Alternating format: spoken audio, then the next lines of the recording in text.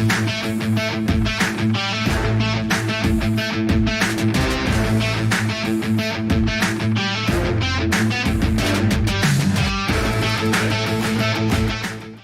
morning, fellow Hoops fans.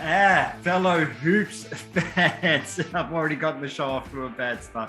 It is another episode of the Last Shot NBA show, but today we're also going to be talking some NBL as the NBL season approaches, only a couple of days away. We're always brought to you by our good friends at topsport.com.au, and today I want to introduce some Australian media basketball royalty. I am joined by the great Roy Ward from the Age newspaper, and of course, Jo Healy as well, basketball journalist extraordinaire.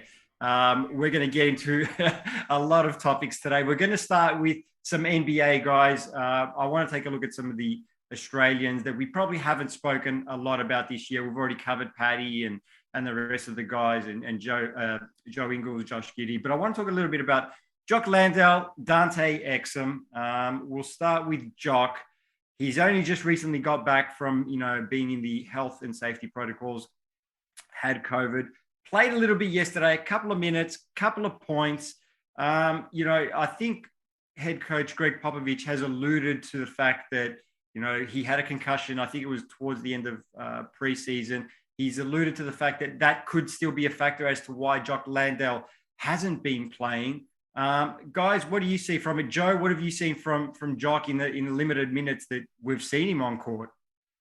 It's been really hard to gauge because he hasn't had that regular, consistent opportunity. But I mean, it must be so tough for him going into the health and safety protocols after he looked like he was almost starting to find his feet when he dropped that 10 points in that 5 minutes in that game. I think if he can just keep that spot on the end of the bench. I know it's tough, but just keep trying to get, 1%, 2% better every time he gets his opportunity.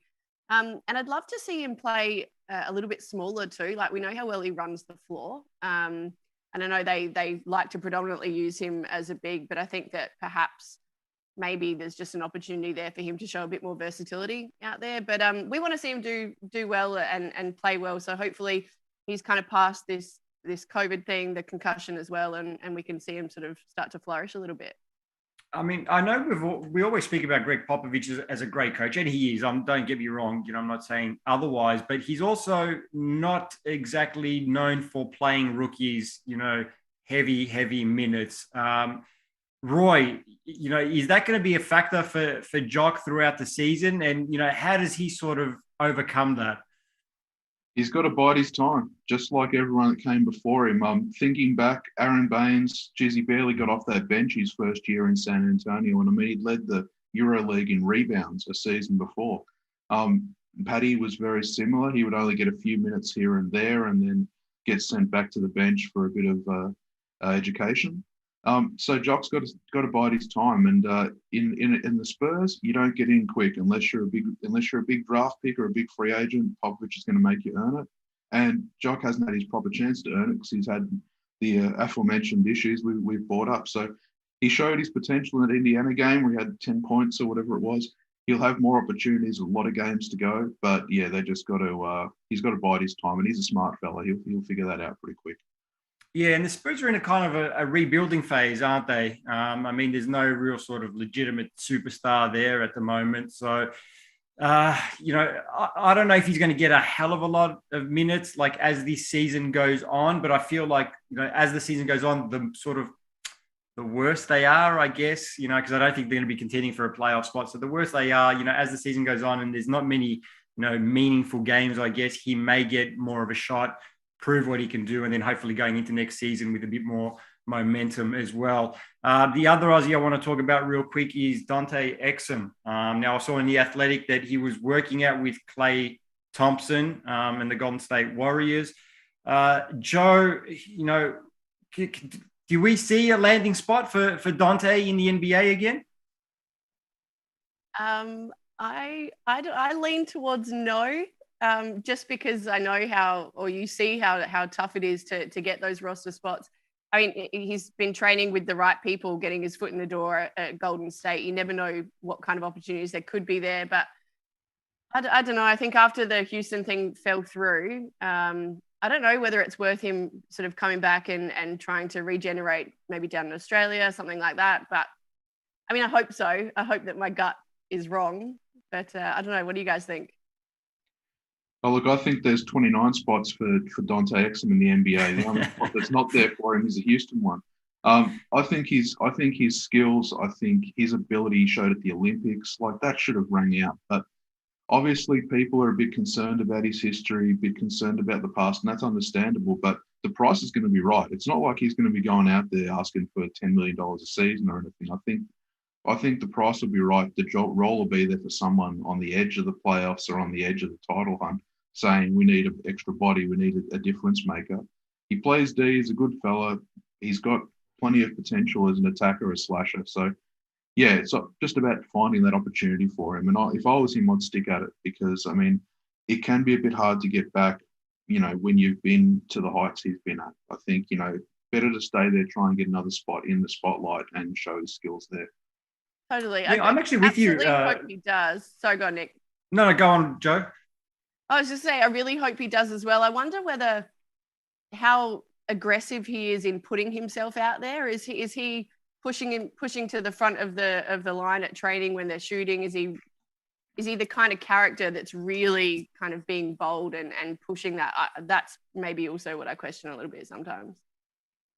And we got to remember that he forgoed a lot of his NBA off-season stuff to come to the Olympics. I mean, I remember asking him, like, Dante, you're a free agent, don't you have stuff going on? And he's like, I told my agents, told everyone Olympics first, Australia first, and then everything after that. So, I think he said clear the schedule. So that maybe that put him back a little bit, but I reckon someone will look at him, someone will need him, and he'll get a shot. Yeah, I kind of feel like him going to the Olympics was that chance to sort of showcase what he can still do because, he's shown that he's a very capable NBA player when he's healthy. Unfortunately, he just hasn't been able to get healthy. It's on the flip side, you could say the same thing with Ben Simmons. Like that would have been the perfect opportunity for him to go to the Olympics and show what kind of class player that you are, before you sort of head back to the NBA. So we'll see what happens with Dante. I think we're all in agreement. He's a great kid as well. He just hasn't had that luck, when it comes to injuries. So we'll have to wait and see. He is a part owner of the Southeast Melbourne Phoenix. So if he does come back to the NBL, I imagine he'll have to get rid of those shares and see where he ends up. We do want to talk some NBL, guys, and no better people to talk NBL with than you two. Season's about to start, right? I was having a look at some of the teams yesterday and some of the squads, and Melbourne United, defending champions, right? They've added a guy like Matthew Dellavedova. For me, I look at them and I was like, okay, they should be the favourites to go back to back for the championship, but they're not. The Sydney Kings are. First of all, I just want to ask you both, what makes the Sydney Kings so special this year? Go on, Roy. I'm not convinced they're that special yet. I think they're a good roster. I think they've got a lot of talent. I think RJ Hunter could be amazing in this league. And a bunch of other guys, DJ Vasiljevic, if he's back and ready to go, they're great. But they're all question marks. There's not a lot of, and same with new coach. We don't know him in this league yet. So I think they could be great. I'm not sure they are. I think this title race is absolutely razor thin at the top. I think there's no margin between anyone.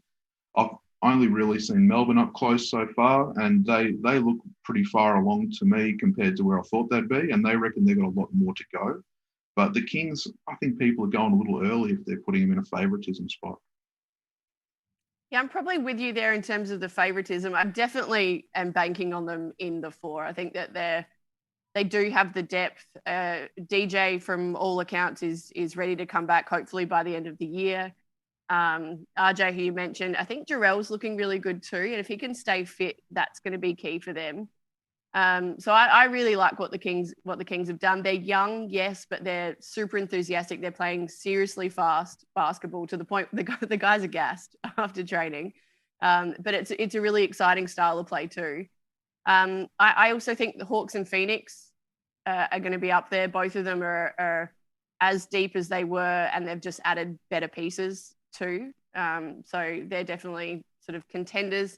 And then, as if you can ever write off Perth as well.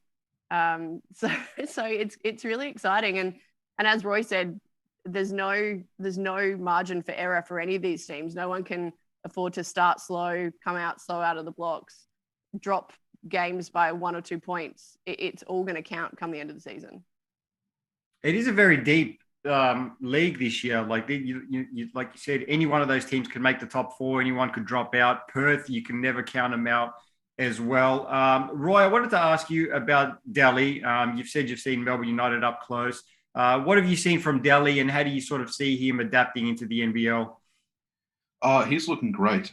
He's looking really dynamic. The fitness staff at Melbourne have done a hell of a lot of work with him, really building him back up to play long minutes, really be that, that St. Mary's Delhi, that guy who was playing all the minutes, taking the big shots, making the plays. So he looks ready to go, and his shot looks great. His shot looks really far smoother than it has in a long time. The theory at Melbourne is that getting the back, the hamstrings, the ankles, the knees, all that stuff back in order has been really helpful in that regard, just to get Delhi back. And they're telling him to shoot. They're telling him to attack. They're telling him to post up where he can.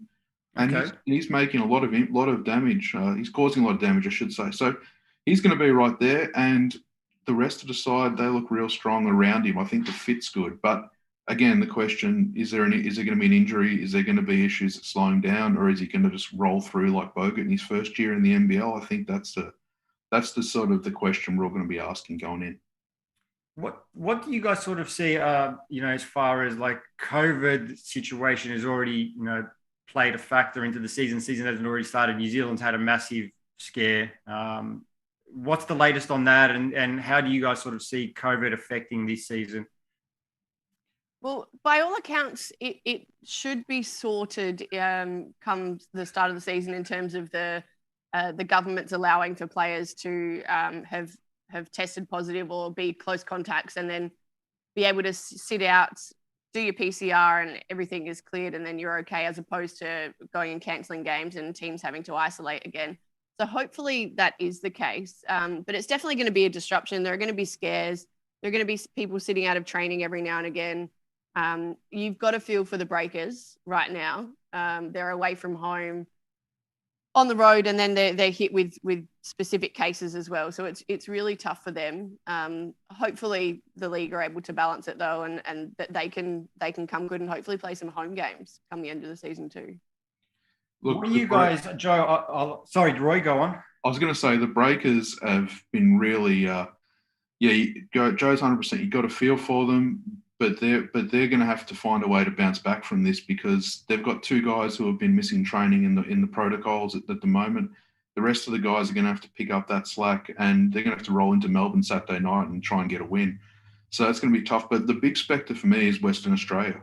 I mean, Mark McGowan, WA Premier, I think he's done an exceptional job throughout COVID. I think he's been really a great manager in that respect, but he's been ruthless. If there's cases, if there's scares, if there's any hint of this, things get shut down, or people get shut out, I should say. So I think there's a big situation where we could see Perth playing extended on the road, or playing out of Victoria or Sydney or somewhere because of that, and that could throw a real spanner in their plans. I wanted to ask you both as well about the Tasmania Jackjumpers. We spoke a little bit about this off camera before we started filming. Old mate Corey Williams has predicted them to win, was it 14 plus games, Joe, this season? I just don't see that from an expansion side, a brand new side coming into the NBL. I don't think they're going to win 50% of their games. I'll start with you, Joe. Is Corey way off on that one? I think he's hanging on by just a thread there with that one. Put on the spot and answered the question wrong. That'll be fun to watch. I think they also play a fast style of game from what we've seen so far. The imports are exciting, definitely. I just think that their depth is going to be pushed, and I don't think they're bigs. We've got some really talented, strong bigs in this league, and I think that, I know, Will Magnay is relatively proven, but there's a lot of pressure on his shoulders. And I don't know whether he's got the backup there to be able to really excel. So no, I don't see them winning half of their games this season. But you really also want them to do well, and it's great for basketball in Tasmania. So at the same time, supporting them and wanting them to do well. But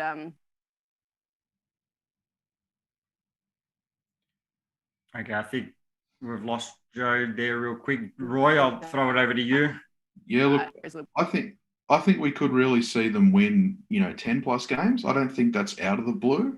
I think they've got a good home advantage. I think they've got a good grizzled sort of working class sort of element to their team. I don't know they're going to get blown out too much. I think they're going to play tough and stay in games. And they've got a couple of shooters, so you never know. But look, Joe's spot on. First year team, lots of issues, trying to get themselves together and get that cohesion. There's a reason Corey's very popular in Hobart, Nick. There's a big reason. It's because he's spreading the love for the Jackjumpers, and good on him. But you know what? They're going to be in every game, and that's a lot. That's more than you can ask for, I think, from an expansion side. They're going to be right there. All right, guys. Look, I want to get some NBL predictions from you guys. We're going to take a quick look at the NBL odds right now. We've got the championship odds, I believe. And the Sydney Kings, $3.90 favourites. Illawarra Hawks, $4.60. Wildcats, $4.80. The Phoenix, $5.50. And Melbourne United, $6.50. That surprises me that they're actually, fifth on that at $6.50. I'm going to ask you guys now for an NBL championship winner. Based on those numbers, I'd be going Phoenix. $5.50 for Phoenix is good value, I think.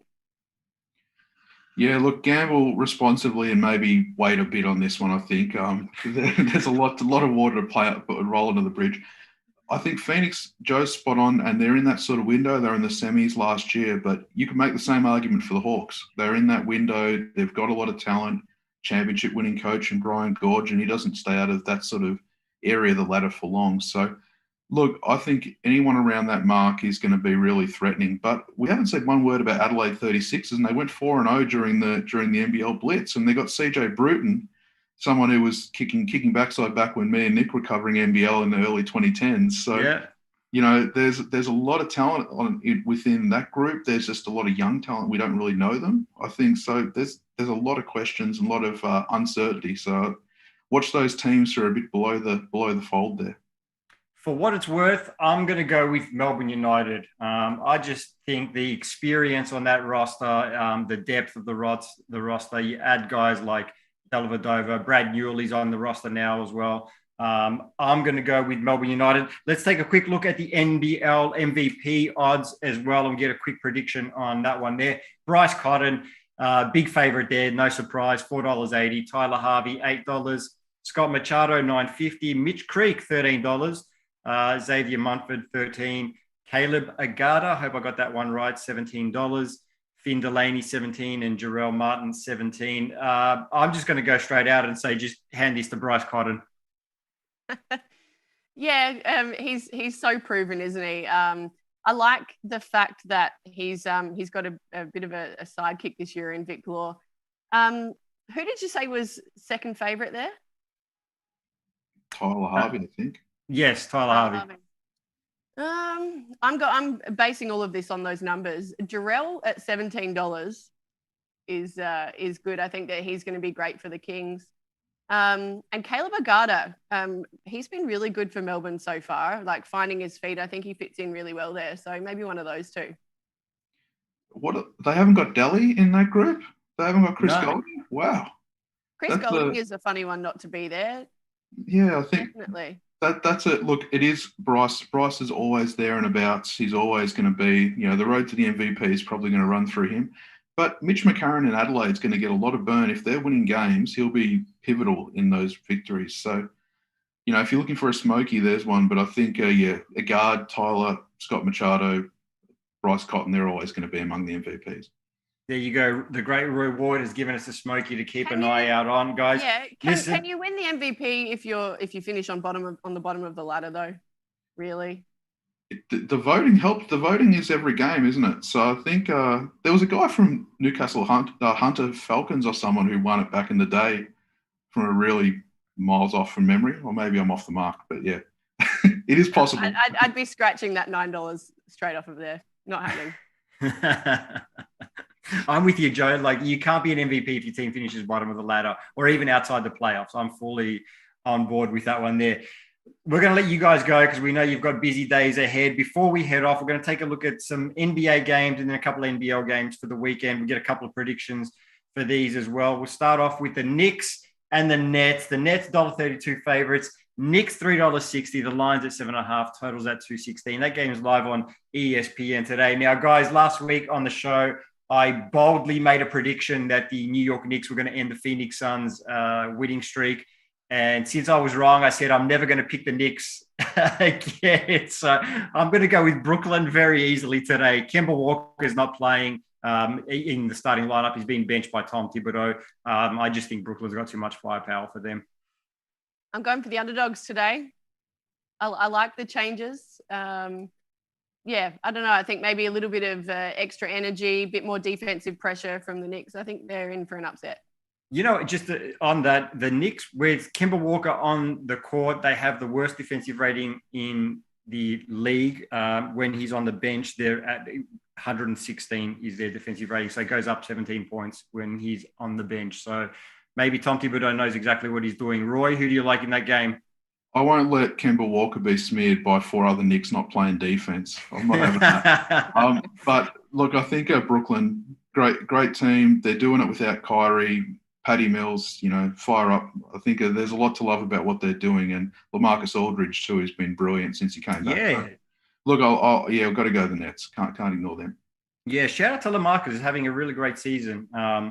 Next game we want to take a look at, which is the game that I'm actually really, really interested in today. The Phoenix Suns take their 16-game winning streak against the Golden State Warriors. They're $1.67 favorites. Warriors 229. Warriors have also won 7 in a row. The line's at 3. Totals at 222. Also live on ESPN. This one's going to be a great one, guys. This is probably the 2 best teams in the league, at least on form right now. Do the Warriors end the Suns' winning streak? I don't think they do. No, the Warriors they're undermanned today. Phoenix have had a couple of days off. It'll be tight. It'll be really exciting. I love watching both teams play at the moment. They've both got that amazing energy about them. But no, I've got the Suns today. I think this is the Steph Curry "how broad are your shoulders" test. Is this the one where if they're in Game 5, Game 6, guys are in trouble? What's Steph got? Looking forward to it. I think they're going to be right. It'll be neck and neck. I'll go off the Warriors. What the heck? They're 18-2 for a reason. But look, Phoenix, a lot to love about the way they're coming good as well. Yeah, look, I already picked the Knicks to end the Suns' winning streak last week, and I was wrong on that one there. So for that reason alone, I can't pick the Warriors. I'm going to go with the Suns extending the winning streak to 17 today. Quick look at 2 NBL games. The season starts on Friday night. Bullets and the Jackjumpers. Bullets $1.60 favorites. Jackjumpers $2.33. Lines at 3.5. Totals 169.5. Game also live on ESPN. Just quickly, I don't think the Tasmania Jackjumpers win their first game in the league. I'm going to go with Brisbane. Yep, second that, Brisbane. We haven't seen even close to what they are capable of. We know how deep their roster is. I'm really excited for them for this season. And shout out to Jimmy Duncan. Good luck with your new endeavour, but I think they're going to be too strong today. Brisbane's going to be real good, but that emotion in Tassie opening night, lots of feeling, that us against them mentality, Magnay versus his old team. So yeah, Tassie, I'm doing a Corey going on Tassie here. There you go. I'm sure the state will be very happy with that one there. Roy, last game we're going to take a look at is the Wildcats and the 36ers. Wildcats, big favourites, $1.34. 36 is at $3.30. The line is at 7 and the total is at 171. Again, you can watch that one on ESPN. Guys, this one's pretty, cut and paste, isn't it? Perth Wildcats. I don't think it is. I'm going for Perth, but as Roy mentioned before, Adelaide, they're going to push some teams this season. They've got some real momentum right now. It doesn't help that they're playing over in the jungle for sure, but I wouldn't put it past them entirely. NBL history says that Perth Wildcats stink it up in the preseason and then jump someone on opening night and beat them by 30. I'm reserving the right for that to happen. But I think Adelaide's form, they've been there since Monday or Tuesday getting ready for the game. So they've had a big lead in. That can work two ways. I'm going that it a positive. I think they'll cause the upset. All right, we shall wait and see, but it is exciting to have the NBL back and obviously some big games in the NBA. I want to thank our very special guests once again, Jo Healy and Roy Ward. It's been a pleasure having you on. We'll hope to have you on again throughout the season talking NBL and NBA. We'll be back on Friday with old mate Benyam Kadane joining us once again. This has been the Last Shot NBA show, and we'll see you again on Friday.